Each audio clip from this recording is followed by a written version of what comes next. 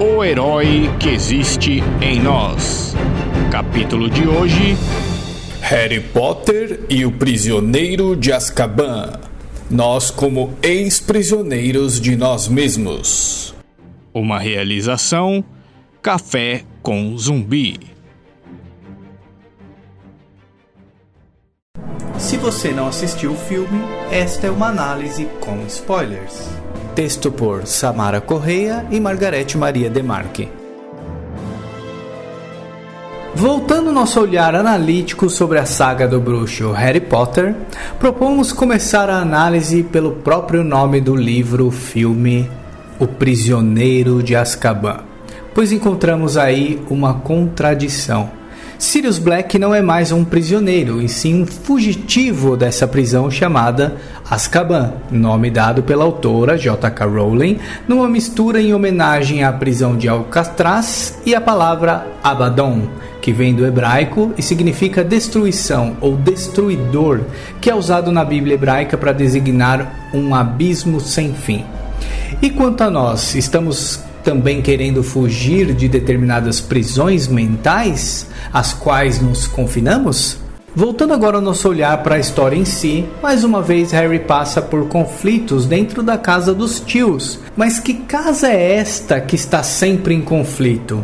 Podemos imaginar que seja nossa casa externa, nossa moradia mesmo, local que muitas vezes abriga pessoas com dificuldades de relacionamento. Mas já repararam que é em nossa mente que repercute em todas as dificuldades que encontramos no dia a dia? É em nossa casa mental que abrigamos os mais belos sonhos e os mais terríveis pesadelos. Na nossa história, Harry quer a permissão do tio Dursley para excursionar quando estiver em Hogwarts. Mas depois de transformar a tia Guida Dursley num balão, esta permissão não foi dada. Também a tia Guida mexeu no ponto fraco de Harry, seus pais.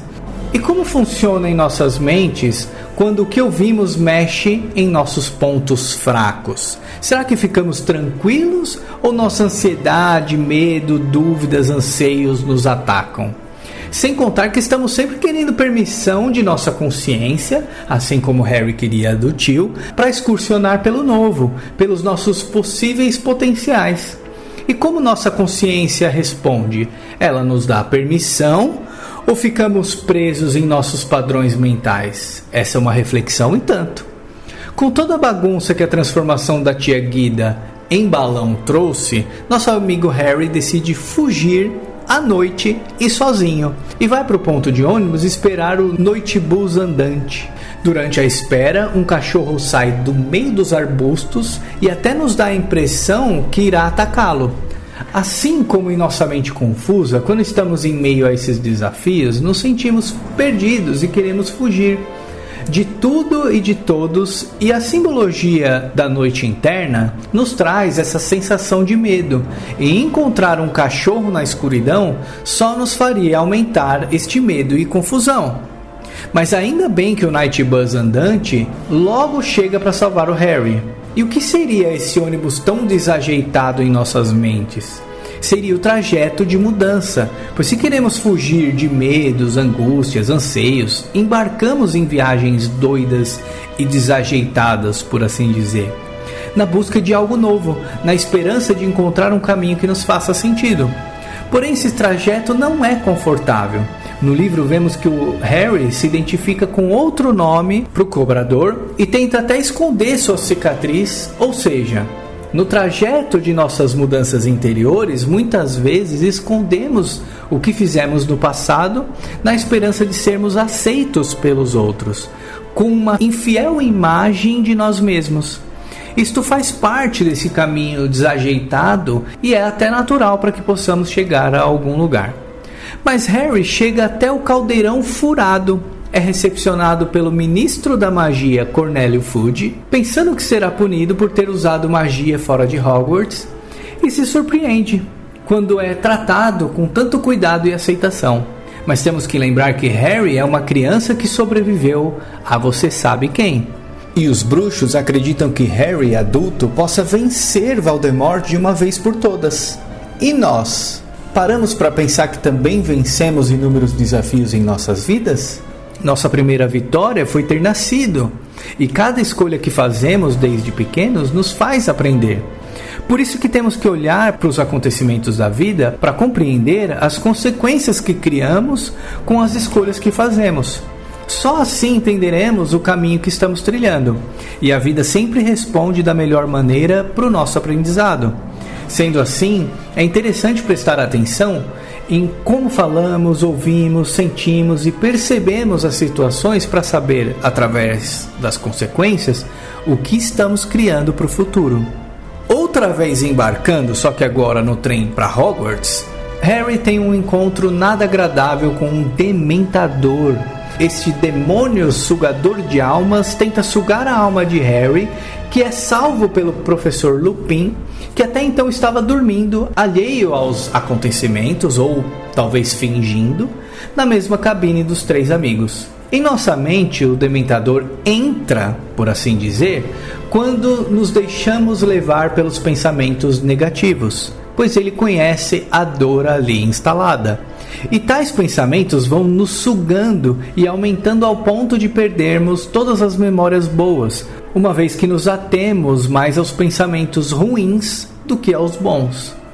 O bom pensamento aceitamos e soltamos, mas os ruins são revistos tantas e tantas vezes que criam controle em nós, e assim acabamos por desenvolver o medo. Como consequência, podemos até chegar à depressão, que é a ausência da vida. Nos faltaria perspectiva, nos faltaria objetivo, nos faltaria vontade, nos faltaria entusiasmo e energia realizadora. No filme, o professor Lupin, depois de salvar Harry do dementador, oferece a ele um pedaço de chocolate. E sabemos que é cientificamente comprovado que o chocolate incentiva a produção de serotonina, que é um neurotransmissor que desenvolve a felicidade e controla o humor, além de outros benefícios dessa delícia. Ou seja, podemos iniciar um combate aos nossos pensamentos ruins de várias maneiras, com exercícios, terapias, alimentação saudável e até com pedaços de chocolate. Só não vale exagerar, hein? E nem comer chocolates com sabor de cera de ouvido. Como disse Dumbledore, pode-se encontrar a felicidade mesmo nas horas mais sombrias, se a pessoa se lembrar de acender a luz. Uma vez em Hogwarts, Harry e seus amigos voltam à rotina das aulas. Para começar, teve a aula da professora Sibila, de adivinhações. Ela fala de maus presságios para Harry, apenas observando sua xícara de chá. Ainda bem que o livro descreve que na aula seguinte da professora Minerva, o medo foi acalmado com a mesma, perguntando: de quem foi o agouro de morte deste ano da professora Sibila? Minerva afirma que todos os alunos que receberam este mau agouro estão vivos. Voltando a olhar para nós mesmos e sabendo da propensão de nossas mentes aos pensamentos negativos, temos que ter cuidado com as premonições que parecem ser ruins, pois podemos encher nossas mentes de preocupações, alterando o presente e comprometendo o futuro. Continuando a rotina das aulas, toda a turma foi para a aula do trato de criaturas mágicas, do agora nomeado professor Hagrid. O desafio foi conhecer e montar o hipogrifo, um animal enorme com cabeça e asas de águia, corpo e patas traseiras de um cavalo, e ninguém quis se aventurar. Quando Hagrid perguntou quem seria o primeiro, todos deram um passo para trás, deixando nosso amigo Harry Potter em primeiro plano. Harry, enfrentando seu medo, foi lá e, seguindo as orientações do professor para olhar nos olhos do orgulhoso animal e não piscar, conseguiu, após reverenciá-lo, montá-lo e voar com o mesmo. Que delícia! Draco Malfoy não teve o mesmo respeito e acabou machucado pelo bicho. Como entender essa situação em nós? Se nos identificamos com a postura de Harry Potter, aprendemos a ter humildade de reverenciar e olhar para nossas forças interiores, no caso representado pelo mitológico hipogrifo, sabendo que muitas vezes precisamos domá-las para não explodir em momentos de tensão e raiva. Porém, se nos identificamos com a postura de Draco Malfoy, que é de uma pessoa orgulhosa, teremos ataques de fúria a cada crítica recebida, chegando até a destratar as pessoas à nossa volta. Isso porque pessoas orgulhosas geralmente são mais sensíveis à crítica, se relacionam de forma competitiva e se irritam quando não atingem seus objetivos, devido aos seus sentimentos de inferioridade. Como o autoconhecimento nos liberta, numa metáfora, podemos pensar que se nos conhecemos e domamos nossas forças interiores, aprendemos a deixar voar em liberdade nossa mente, que muitas vezes se encontra presa aos padrões que querem nos impor, mas imposta por nós mesmos.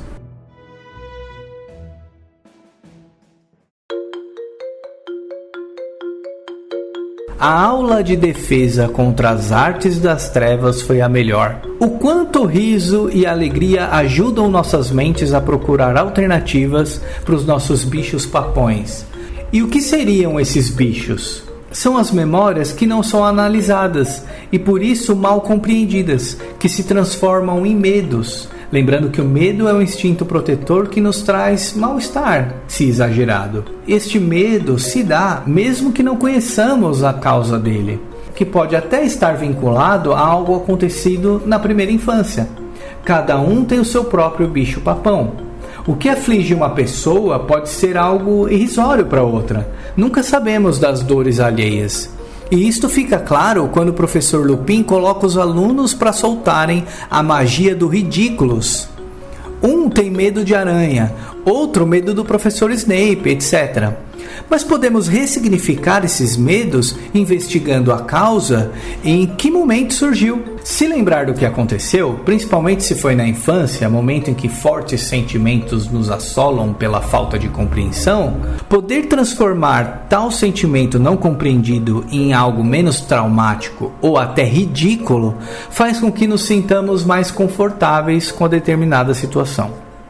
O oposto acontece no jogo de quadribol, que aconteceu num dia chuvoso, com um céu escuro e muita agitação. Mais uma vez Harry se depara com os dementadores. Cai de sua vassoura e só não se esborracha no chão porque Dumbledore desacelera sua queda. Em nós, ao contrário da alegria, esses dias escuros onde os dementadores nos cercam, que acima comentamos que em nós são incentivados pela repetição de pensamentos negativos, podem despertar imagens ou memórias ruins, e se não estivermos preparados para tais imagens e memórias, podemos ser pegos e ficarmos deprimidos.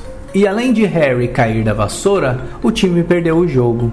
Quantas reflexões podem nos trazer esses dias chuvosos? Como lidamos com as perdas e com as frustrações? Neste ponto existem diferenças entre o livro e o filme. Por isso a leitura do livro é sensacional. No livro, após a derrota, o amigo de Harry, Cedrico Diggory, que iria embora de Hogwarts, dá a entender que não teriam outra chance de vitória no campeonato de quadribol. Mas mesmo diante das derrotas e dificuldades, Cedrico não deixa de mostrar para Harry que sempre podemos transformar as derrotas em novas oportunidades. Somos assim também? Vemos oportunidade em nossas derrotas ou apenas desanimamos? Normalmente temos dificuldades em compreender nossos ganhos em uma situação difícil, mas sempre, em quaisquer situações, temos aprendizados. Nos cabe sempre analisar se esta derrota nos enfraqueceu ou nos fortaleceu. É aí que entra a importância do mapa maroto para nós mesmos. Para o nosso amigo Harry, o mapa que foi entregue pelos gêmeos Fred e George Weasley, irmãos do Rony, tinha o objetivo de mostrar a localização exata de cada pessoa dentro dos limites de Hogwarts, além de indicar caminhos, passagens secretas e outros lugares interessantes do castelo e seus terrenos. Se quisermos analisar em nós os aprendizados que obtemos a partir das situações difíceis, um mapa mostrando cada passo de nossos pensamentos, sentimentos e sensações não seria incrível? O desafio é construir esse mapa, e conforme vamos nos descobrirmos, encontramos novos caminhos dentro de nós mesmos. De posse do mapa maroto, Harry encontra o professor Lupin, que veio para Hogwarts para lecionar defesa contra as artes das trevas. O próprio nome da disciplina é bem simbólico e é o professor quem ensina ao nosso amigo conjurar o Spectrum Patronum, expressão que vem do latim e significa aguardo um guardião. Uma magia avançada que só tem efeito se o bruxo estiver bem concentrado com todas as suas forças em uma única lembrança feliz. Uma situação no mínimo curiosa é Harry pedir ajuda justo ao professor que se transforma em lobisomem, ou seja, alguém que não tem controle sobre seus instintos animais. Assim, muitas vezes somos nós, reagindo a situações desafiadoras sem autoconhecimento e autocontrole. Como que, querendo nos defender, atacamos. Mas o querido bruxo Harry é determinado a buscar formas para a solução dos problemas que surgem, tem essa capacidade e sabe de suas limitações diante dos desafios. Olhando para nós, só quando conhecemos bem nossos desafios conseguimos criar possibilidades de soluções mais adequadas à situação a ser enfrentada.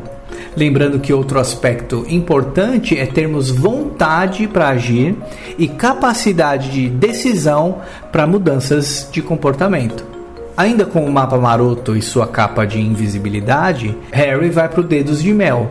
E lá ele ouve da professora Minerva e do ministro da magia que foi por causa de Sirius Black que seus pais morreram e que ele é seu padrinho. Ele acredita que o padrinho quer encontrá-lo para matá-lo. Ou seja, a consciência de Harry vai acessando e ampliando através das memórias do inconsciente, considerando que todos os personagens são expressões da mesma pessoa, como já dissemos na segunda parte da análise Harry Potter e a Câmara Secreta.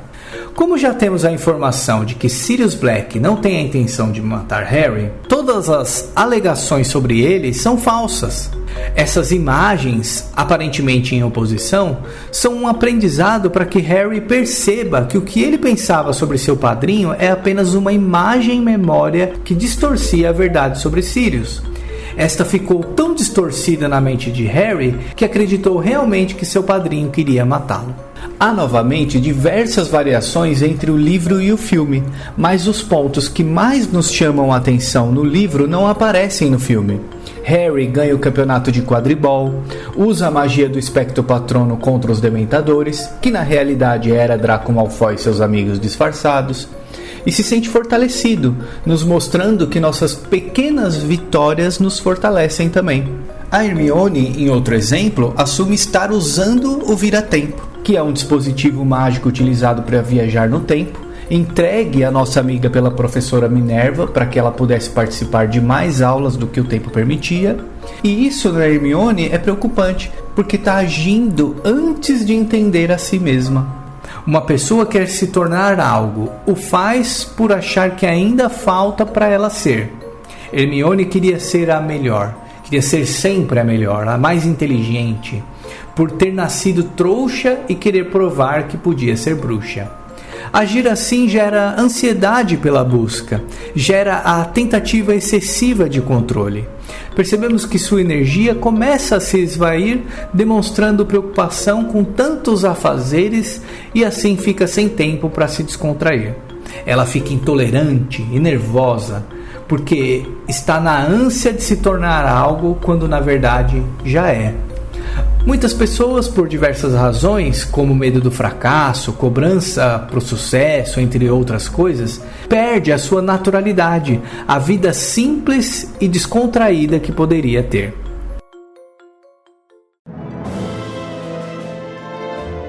Após Harry e seus amigos irem conversar com Hagrid sobre Biguço, filme e livro tratam da mesma situação, a ida à Casa dos Gritos para solucionar todo o mal-entendido sobre a morte dos pais de Harry. Sirius Black e Professor Lupin se encontram e contam para Harry todo o ocorrido na época da morte de seus pais. Pedro Pettigrew, mais conhecido como Rato Rabicho, foi o causador de toda a confusão, mas Harry não permite que o matem, mostrando o discernimento dos Potter. Como pode ser tão confuso, complicado e dolorido esclarecer os males entendidos de nossas vidas? Será que há outra maneira de nos sentirmos em paz conosco mesmo? Acreditamos que não.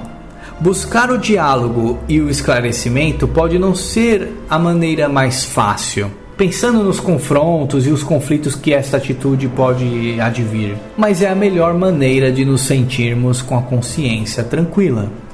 Agora, a cena impactante do filme. Harry vai ajudar seu padrinho Sirius Black, que estava sendo sugado por vários dementadores. Sirius Black, que virou cão quando saíram da Casa dos Gritos na tentativa de não permitir que Lupin, transformado em lobo por causa da lua cheia, atacasse os que lá estavam. Harry então conjura um Expectum Patronum, mas não com a força necessária para afastar os dementadores. Quando de repente, no último suspiro de seu padrinho, aparece um cervo reluzente e espanta todos os dementadores. Harry acredita que seu pai veio auxiliá-los, não reconhecendo e até desmerecendo sua força interior. Alguém aí se identifica com essa situação? Quantas vezes julgamos não ter forças para enfrentar as situações extremas da vida? Será que nossos aprendizados cotidianos não nos fortalecem ao ponto de estarmos preparados para enfrentar os desafios da vida? Para pensar. Enquanto isso, sabemos que Harry desmaia e acorda na ala hospitalar de Hogwarts. Dumbledore chega e fala para Hermione que 3 voltas devem dar e tem 3 horas para chegar antes da porta fechar, numa discreta alusão ao uso do vira-tempo que ele sabia que Hermione estava usando. Lá vão os nossos heróis embarcar numa viagem no tempo para salvar mais uma vida inocente. Harry e Hermione revivem as cenas da pseudo-morte do hipogrifo para salvá-lo, e também a impactante cena de Harry com seu padrinho sendo atacado por dementadores. Seria possível nós voltarmos no tempo para reviver cenas que nos incomodam? Voltar o tempo não é possível, mas quantas e quantas vezes não voltamos no tempo enquanto ficamos revivendo na memória detalhadamente as feridas dos acontecimentos passados? Ficar remoendo o que aconteceu de ruim conosco é como se voltássemos no tempo e lá ficássemos presos, sentindo a dor vivenciada. E já dissemos no início do podcast que este é um caminho para o dementador simbólico entrar em nossas mentes, quando nos deixamos levar pelos pensamentos negativos. E não seria interessante, ao invés de deixar o dementador entrar, usarmos a magia do Ridículos para olharmos de maneira diferente para a situação passada? Seria nosso bicho-papão visto sob uma nova perspectiva. Por isso é eletrizante ver que Harry assume toda a sua força para conjurar o Expectum Patronum e saber que foi ele mesmo o criador do cervo reluzente que espanta todos os dementadores, para, por fim, salvar o seu padrinho. Quando usamos toda a nossa potencialidade interior, somos capazes de muitas proezas que nosso consciente duvida. E o que falar então da cena em que Sirius Black sai voando no hipogrifo? É o coroamento de todo o aprendizado do filme-livro. Se considerarmos que todos os personagens fazem parte de um só ser, temos aqui um ex-prisioneiro, Sirius Black, que após desfazer todos os enganos que o prendiam, pôde voar livremente num animal mitológico que representa a força do material, representado pelo cavalo, e do espiritual, representado pela águia. Sirius Black encanta a tantos por trazer esse símbolo de liberdade que o aprendizado de nós mesmos nos traz.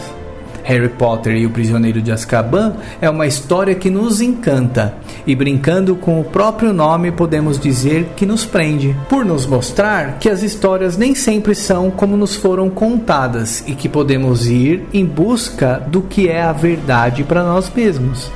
Assim, aprendendo a lidar com as nossas verdades, podemos nos fortalecer e nos libertar de velhos padrões que nos prendem em nossas próprias mentes.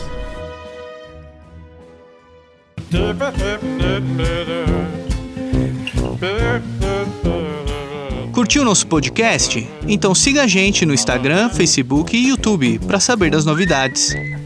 Nos ajude a divulgar o canal. Sua participação é importantíssima e nos ajuda a passar a mensagem adiante.